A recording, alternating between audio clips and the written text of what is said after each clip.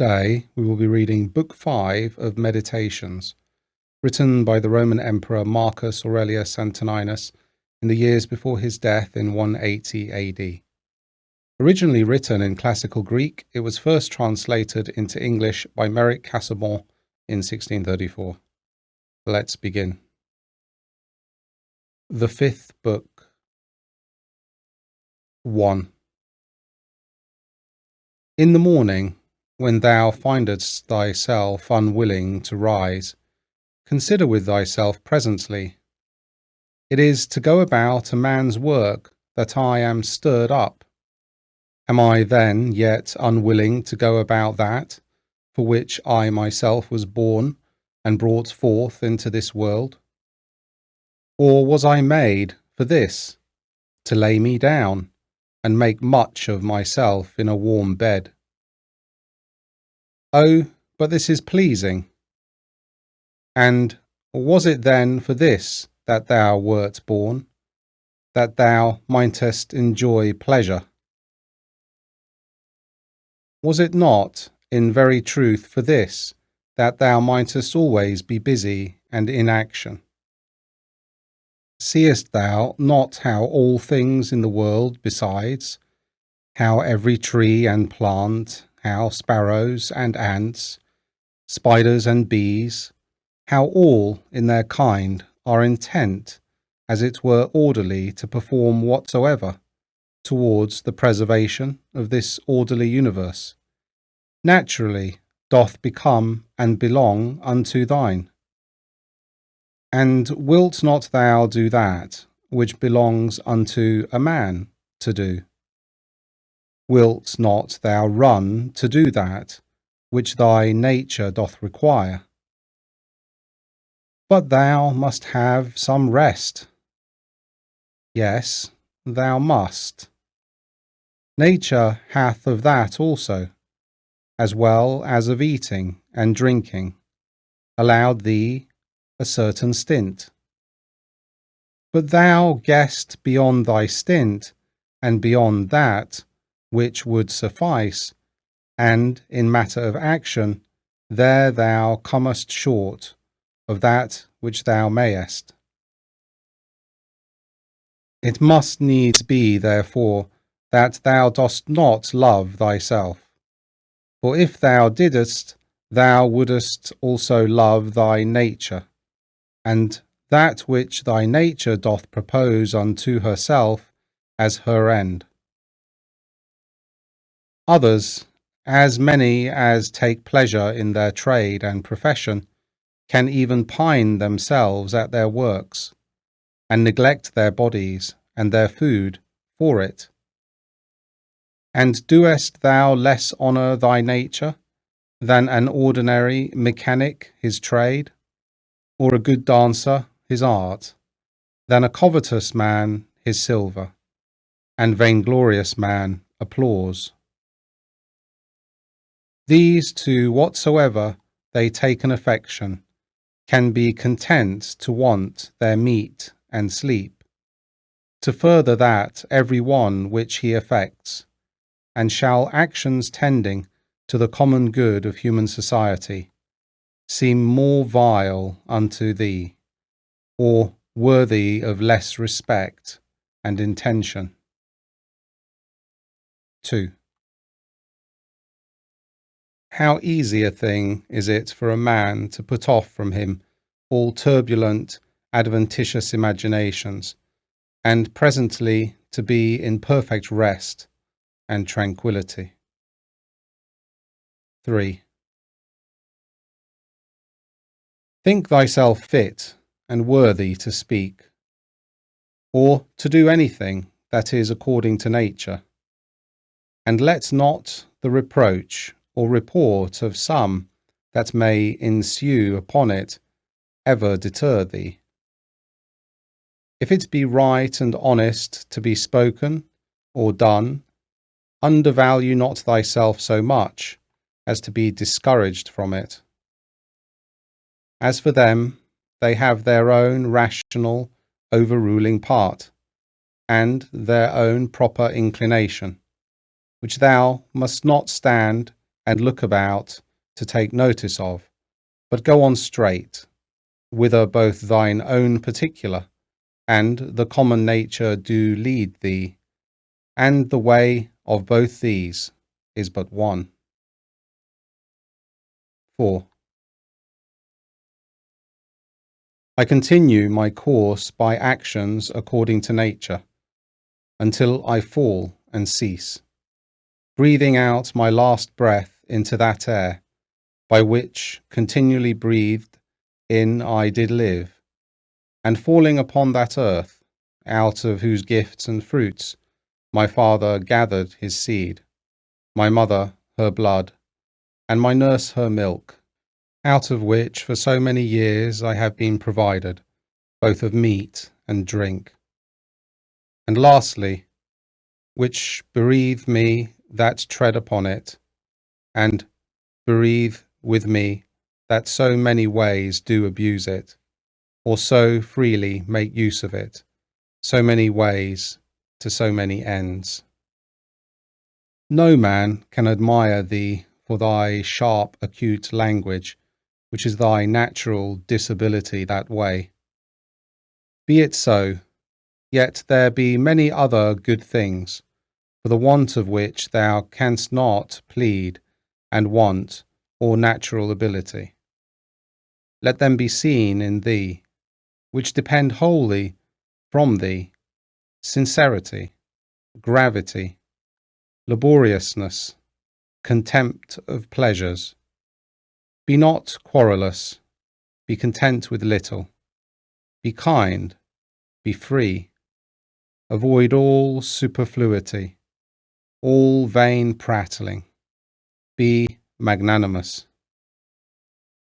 Dost not thou perceive how many things there be, which, notwithstanding any pretence of natural indisposition and unfitness, thou mightest have performed and exhibited, and yet still thou doest voluntarily continue drooping downwards?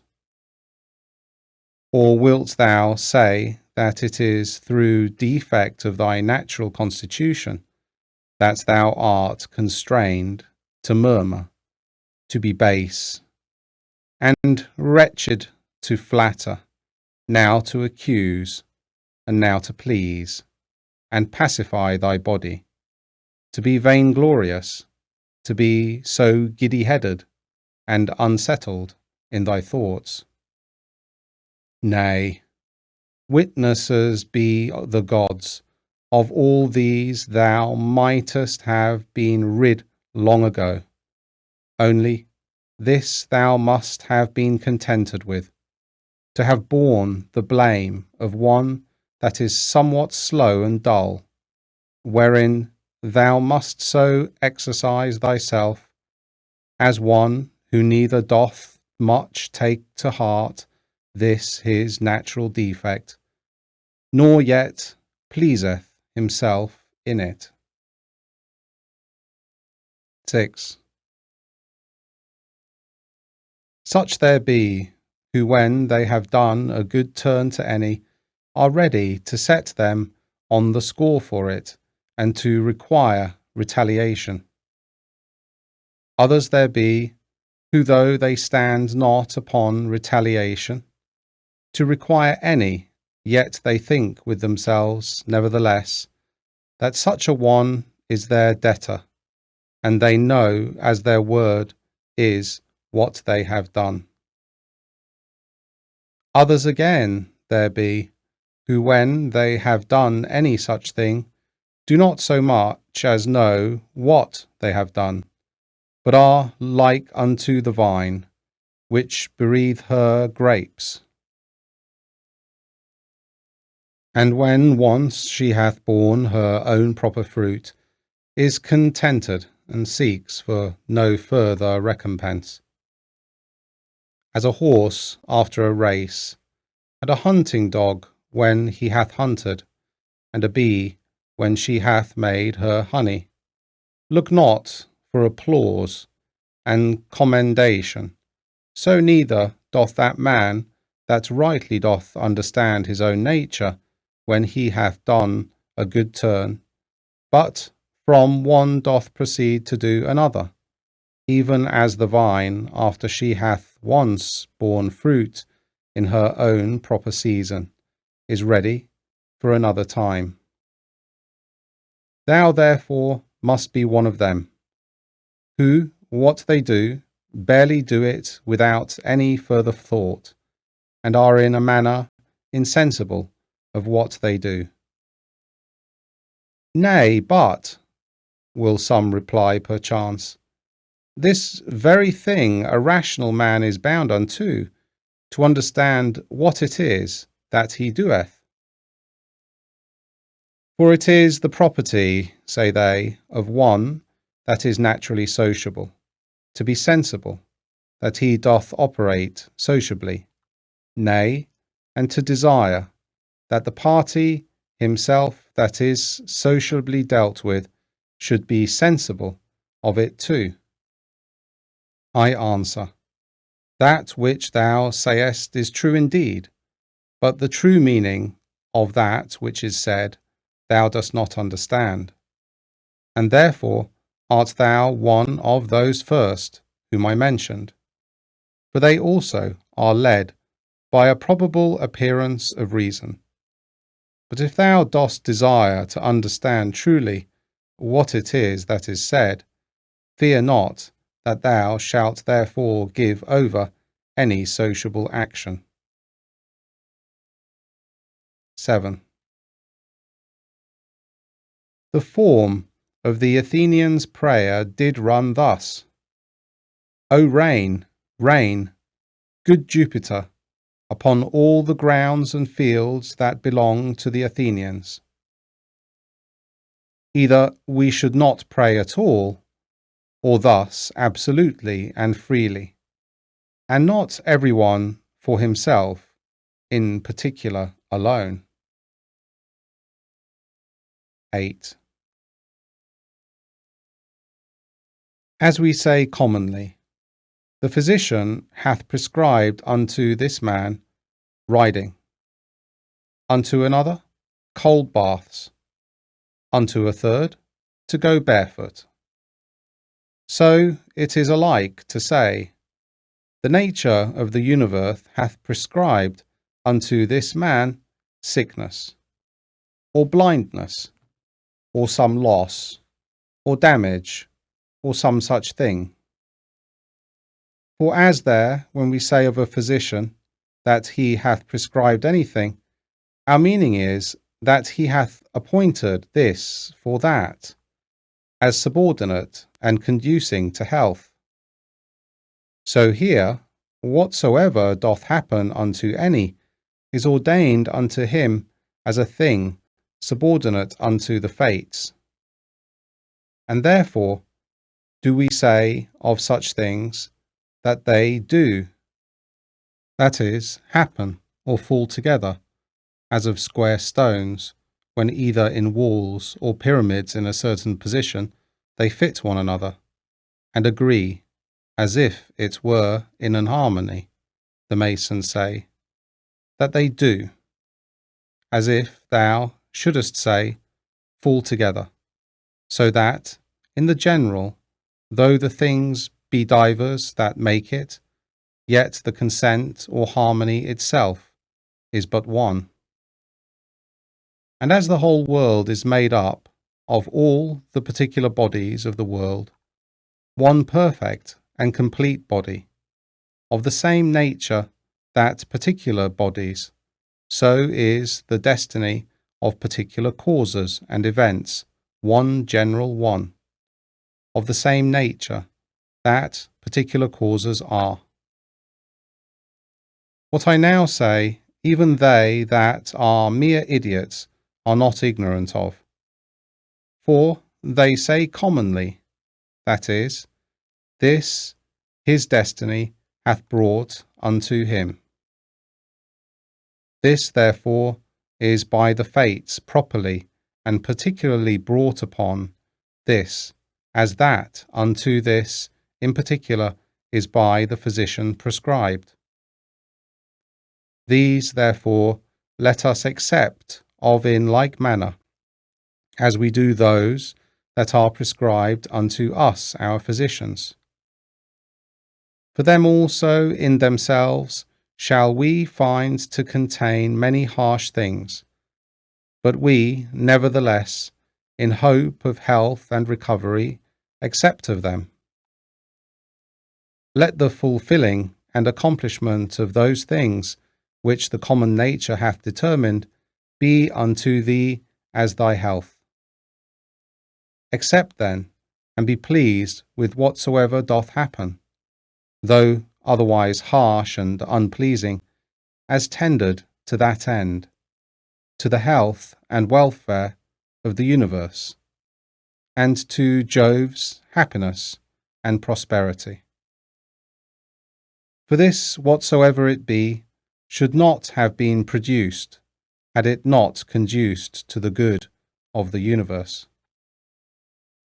For neither doth any ordinary particular nature bring anything to pass that is not, to whatsoever is within the sphere of its own proper administration and government, agreeable and subordinate. For these two considerations, then, thou must be well pleased with anything that doth happen unto thee. First, because that for thee properly it was brought to pass, and unto thee it was prescribed, and that from the very beginning by the series and connection of the first causes it hath ever had a reference unto thee. And secondly, because the good success and perfect welfare, and indeed the very continuance of him that is the administrator of the whole, doth in a manner depend on it. For the whole, because whole therefore entire and perfect, is maimed and mutilated if thou shalt cut off anything at all, whereby the coherence and contiguity, as of parts, so of causes, is maintained and preserved. Of which certain it is that thou doest, as much as lieth in thee, cut off, and in some sort violently take somewhat away, as often as thou art displeased with anything that happeneth. 9. Be not discontented, be not disheartened, be not out of hope. If often it succeed not so well with thee, punctually and precisely to do all things according to the right dogmata, but, being once cast off, return unto them again. And as for those many and more frequent occurrences, either of worldly distractions or human infirmities, which as a man thou canst not but in some measure be subject unto, be not thou discontented with them, but however love and affect that only which thou dost return unto, a philosopher's life, and proper occupation after the most exact manner. And when thou dost return to thy philosophy, return not unto it as the manner of some is, after play and liberty, as it were, to their schoolmasters and pedagogues, but as they that have sore eyes to their sponge and egg, or as another to his cataplasm, or as another to their fomentations, so shalt not thou make it a matter of ostentation at all to obey reason, but of ease and comfort. And remember that philosophy requireth nothing of thee, but what thy nature requireth, and wouldest thou thyself desire anything that is not according to nature? For which of these sayest thou, that which is according to nature, or against it, is of itself more kind and pleasing? It is not for that respect especially that pleasure itself is to so many men's hurt and overthrow most prevalent, because esteemed commonly most kind and natural. But consider well whether magnanimity rather, and true liberty, and true simplicity, and equanimity, and holiness, whether these be not most kind and natural.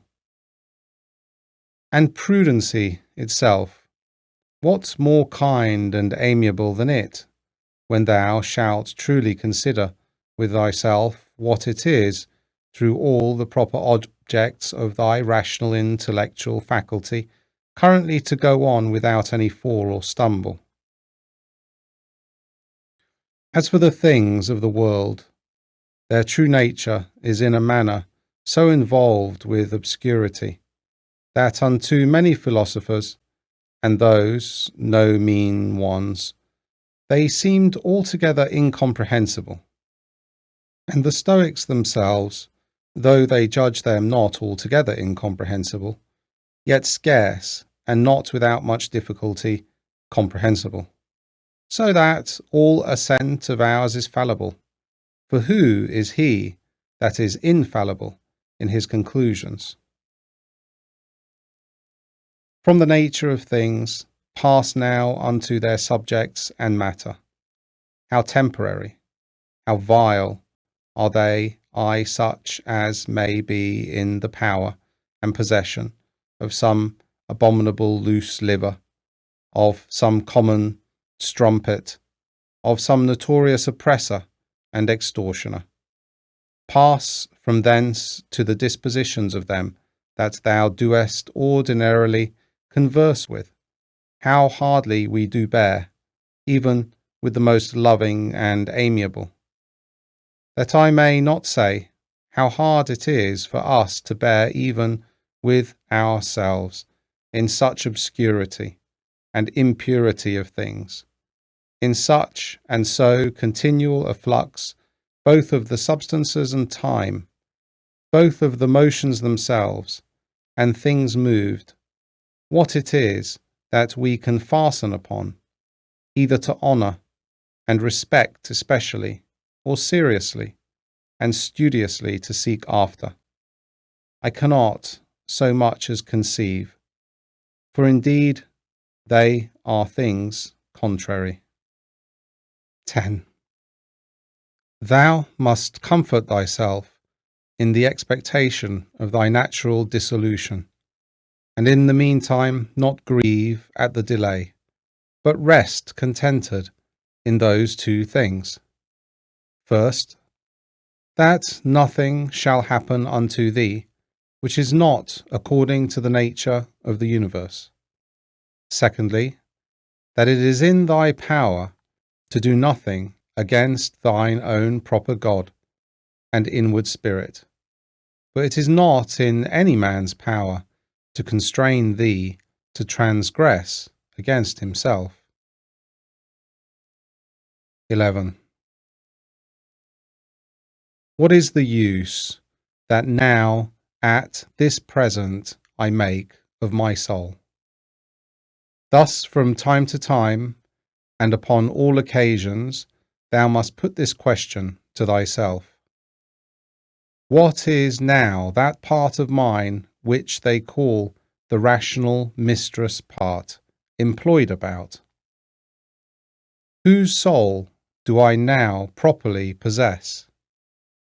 A child's, or a youth's, a woman's, or a tyrant's, some brute, or some wild beast's soul? 12. What those things are in themselves, which by the greatest part are esteemed good, thou mayest gather even from this. For if a man shall hear things mentioned as good, which are really good indeed, such as are prudence, temperance, justice, fortitude, after so much heard and conceived, he cannot endure to hear of any more, for the word good is properly spoken of them.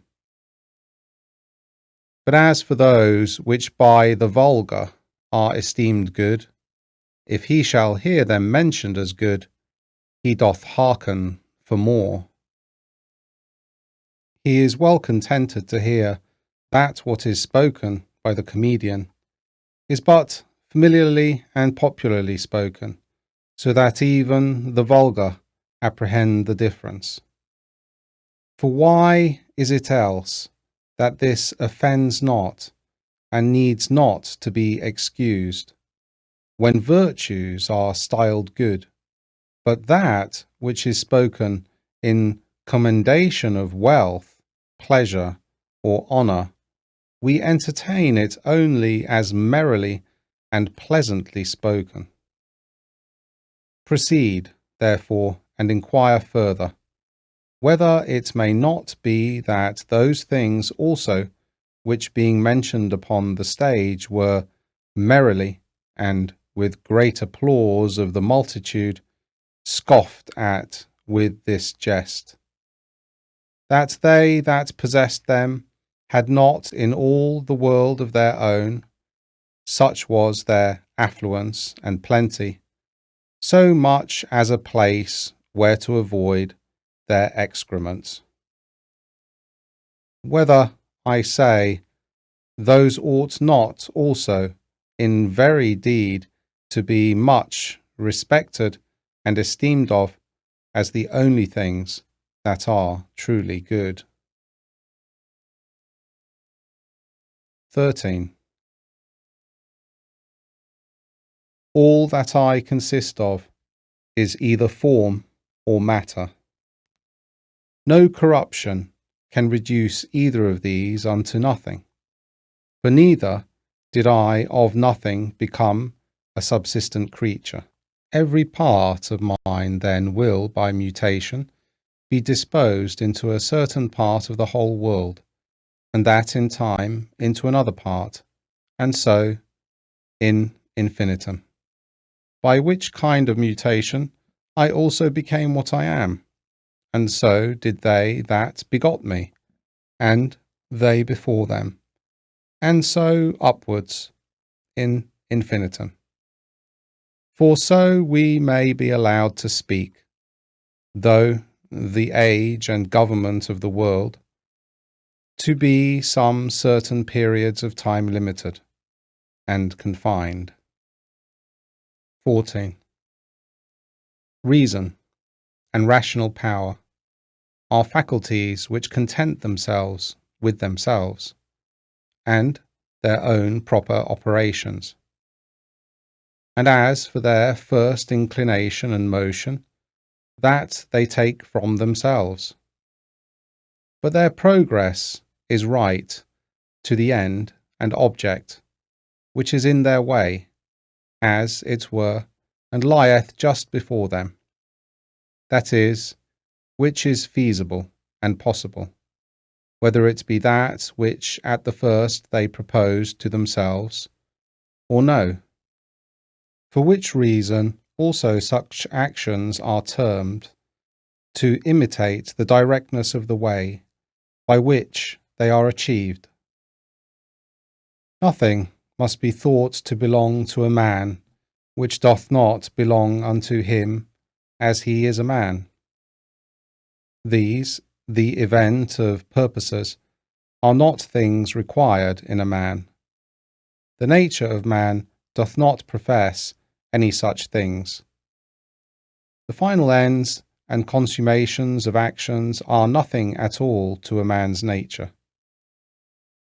The end, therefore, of a man, or the summum bonum, whereby that end is fulfilled, cannot consist in the consummation of actions purposed and intended. Again, concerning these outward worldly things, were it so that any of them did properly belong unto man, then would it not belong unto man to condemn them and to stand in opposition with them. neither would he be praiseworthy that can live without them, or he good, if these were good indeed, who of his own accord doth deprive himself of any of them. But we see contrariwise that the more a man doth withdraw himself from these wherein external pomp and greatness doth exist, or any other like these, or the better he doth bear with the loss of these, the better he is accounted. 15. Such as thy thoughts and ordinary cognitions are, such will thy mind be in time. For the soul doth, as it were, receive its tincture from the fancies and the imaginations. Dye it, therefore, and thoroughly soak it with the assiduity of these cogitations. As for example, wheresoever thou mayest live, there it is in thy power to live well and happy. But thou mayest live at the court, there then also mayest thou live well and happy. Again, that which everything is made for, he is also made unto that, and cannot but naturally incline unto it. That which anything doth naturally incline unto, therein is his end. Wherein the end of everything doth consist, therein also doth his good and benefit consist. Society, therefore, is the proper good of a rational creature. For that we are made for society. It hath long since been demonstrated. Or can any man make any question of this, that whatsoever is naturally worse and inferior is ordinarily subordinated to that which is better, and that those things that are best are made one for another, and those things that have souls are better than those that have none, and of those that have, those best that have rational souls. 16. To desire things impossible is the part of a madman, but it is a thing impossible that wicked man should not commit some such things. Neither doth anything happen to any man which in the ordinary course of nature, as natural unto him, doth not happen. Again, the same things happen unto others also. And truly, if either he that is ignorant that such a thing hath happened unto him, or he that is ambitious to be commended for his magnanimity can be patient and is not grieved, it is not a grievous thing. That's either ignorance or a vain desire to please and to be commended should be more powerful and effectual than true prudence. As for the things themselves, they touch not the soul, neither can they have any access unto it, neither can they of themselves any ways either affect it or move it. For she herself alone can affect and move herself, and according as the dogmata and opinions are, which she doth vouchsafe herself, so are those things which, as accessories, have any coexistence with her. 17. After one consideration, man is nearest unto us, as we are bound to do them good, and to bear with them. But as he may oppose any of our true proper actions, so man is unto me but as a thing indifferent, even as the sun, or the wind, or some wild beast. By some of these it may be that some operation or other of mine may be hindered. However, of my mind and resolution itself there can be no let or impediment, by reason of that ordinary constant both exception or reservation wherein it inclineth, and ready conversion of objects from that which may not be to that which may be, which, in the prosecution of its inclinations, as occasion serves, it doth observe. For by these the mind doth turn and convert any impediment whatsoever to be her aim and purpose, so that what before was the impediment is now the principal object of her working, and that which before was in her way is now her readiest way. 18. Honour that which is chiefest and most powerful in the world, and that is it which makes use of all things and governs all things. So also in thyself honour that which is chiefest and most powerful, and is of one kind and nature with that which we now spake of. For it is the very same, which being in thee turneth all other things to its own use, and by whom also thy life is governed. 19. That which doth not hurt the city itself cannot hurt any citizen. This rule thou must remember to apply and make use of upon every conceit and apprehension of wrong. If the whole city be not hurt by this, neither am I certainly. And if the whole be not, why should I make it my private grievance? Consider rather that it is wherein he is overseen that is thought to have done the wrong. Again, often meditate how swiftly all things that subsist and all things that are done in the world are carried away, and as it were conveyed out of sight. For both the substance themselves, we see as a flood, are in a continual flux, and all actions in a perpetual change, and the causes themselves subject to 1,000 alterations. Neither is there anything almost that may ever be said to be now settled and constant. Next unto this, and which follows upon it, consider both the infiniteness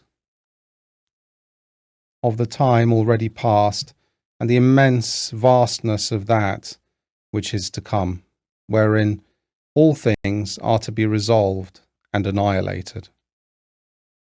Art not thou then a very fool, who for these things art either puffed up with pride, or distracted with cares, or canst find in thy heart to make such moans as for a thing that would trouble thee for a very long time? Consider the whole universe, whereof thou art but a very little part, and the whole age of the world together, whereof but a short and very momentary portion is allotted unto thee, and all the fates and destinies together, of which how much is it that comes to thy part and share? Again, another doth trespass against me. Let him look to that. He is master of his own disposition and of his own operation. I, for my part, am in the meantime in possession of as much as the common nature would have me to possess, and that which mine own nature would have me do, I do. Let not that chief commanding part of thy soul ever be subject to any variation through any corporal, either pain or pleasure. Neither suffer it to be mixed with these, but let it both circumscribe itself and confine those affections to their own proper parts and members. But if at any time they do reflect and rebound upon the mind and understanding, as in ununited and compacted body it must needs, then must thou not go about to resist sense and feeling, it being natural. However, let not thy understanding to this natural sense and feeling, which, whether unto our flesh pleasant or painful, is unto us nothing properly, add an opinion of either good or bad, and all is well. 21. To live with the gods. He liveth with the gods, who at all times affords unto them the spectacle of a soul, both contented and well pleased with whatsoever is afforded, or allotted unto her, and performing whatsoever is pleasing to that spirit, whom, being part of himself, Jove hath appointed to every man as his overseer and governor. 22. Be not angry, neither with him whose breath, neither with him whose arm holes are offensive. What can he do? Such is his breath naturally, and such are his armholes, and from such an effect, and such a smell must of necessity proceed. Oh, but the man, sayest thou, hath understanding in him, and might of himself know that he, by standing near, cannot choose but offend. And thou also, God bless thee, hast understanding. Let thy reasonable faculty work upon his reasonable faculty. Show him his fault, admonish him. If he hearken unto thee, thou hast cured him, and there will be no more occasion of anger. 23. Where there shall neither roarer be nor harlot. Why so? As thou dost purpose to live, when thou hast retired thyself to some such place, where neither roarer nor harlot is, so mayest thou hear. And if they will not suffer thee, then mayest thou leave thy life rather than thy calling, but so as one that doth not think himself always wronged. Only as one would say, Here is a smoke, I will out of it, and what a great matter is this. Now, till some such thing force me out, I will continue free. Neither shall any man hinder me to do what I will, and my will shall ever be by the proper nature of a reasonable and sociable creature, regulated and direct. 24. That rational essence by which the universe is governed is for community and society, and therefore hath it both made the things that are worse for the best, and hath allied and knit together those which are best, as it were in an harmony. Seest thou not how it hath subordinated and coordinated, and how it hath distributed unto everything according to its worth? And those which have the preeminency and superiority above all hath it united together into a mutual consent and agreement. 25. How hast thou carried thyself hitherto towards the gods, towards thy parents, towards thy brethren, towards thy wife, towards thy children, towards thy masters, thy foster fathers, thy friends, thy domestics, thy servants? Is it so with thee that hitherto thou hast neither a word or deed wronged any of them?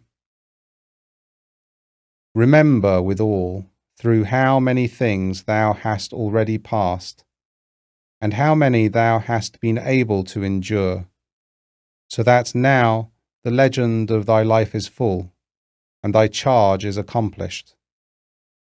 Again, how many truly good things have certainly by thee been discerned?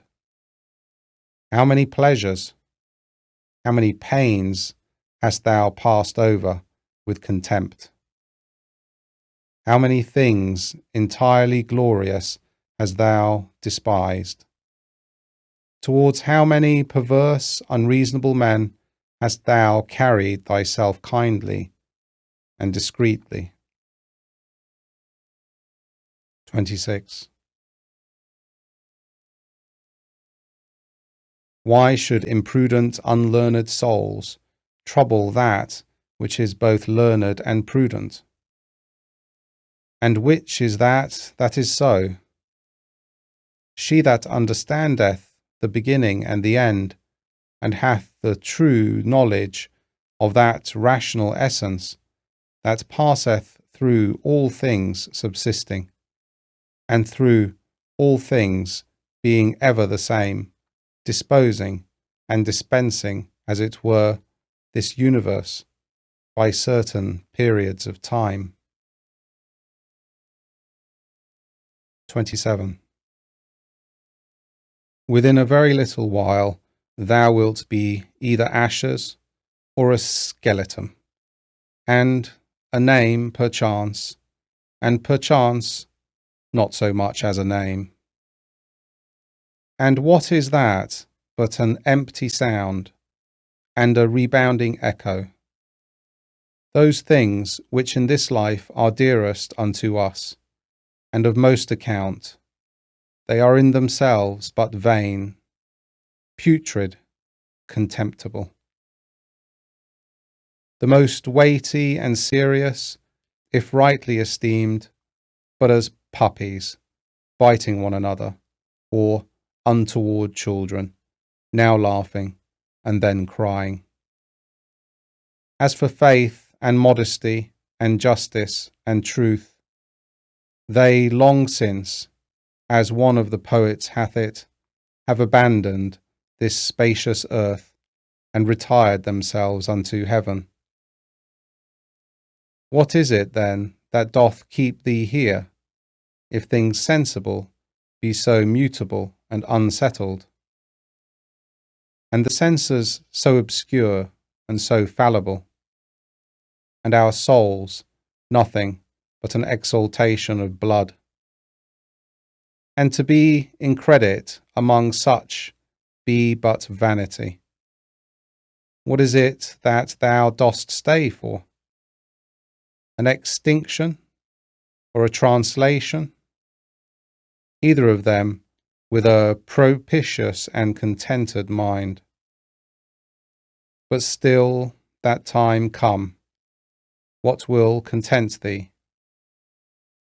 What else but to worship and praise the gods, and to do good unto men, to bear with them, and to forbear to do them any wrong, and for all external things belonging either to this thy wretched body or life, to remember that they are neither thine nor in thy power. 28. Thou mayest always speed, if thou wilt but make choice of the right way. If in the course both of thine opinions and actions thou wilt observe a true method. These two things be common to the souls, as of God, so of men, and of every reasonable creature. First, that, in their own proper work, they cannot be hindered by anything. And secondly, that their happiness doth consist in a disposition to, and in the practice of, righteousness, and that in these their desire is terminated. 29. If this neither be my wicked act, nor an act anyways depending from any wickedness of mine, and that by it the public is not hurt, what doth it concern me? And wherein can the public be hurt? For thou must not altogether be carried by conceit and common opinion, as, for help, thou must afford that unto them after thy best ability, and as occasion shall require, though they sustain damage, but in these middle or worldly things. But however, do not thou conceive that they are truly hurt thereby, for that is not right. But as that old foster father in the comedy, being now to take his leave, doth with a great deal of ceremony require his foster child's rhombus or rattletop, remembering, nevertheless, that it is but a rhombus. So here also do thou likewise. For indeed, what is all this pleading and public bawling for at the courts? O man, hast thou forgotten what those things are? Yea, but they are things that others much care for, and highly esteem of. Wilt thou therefore be a fool too? Once I was, let that suffice. 30. Let death surprise me when it will, and where it will. I may be a happy man, nevertheless. For he is a happy man who in his lifetime dealeth unto himself a happy lot and portion. A happy lot and portion is good inclinations of the soul, good desires, good actions. The end.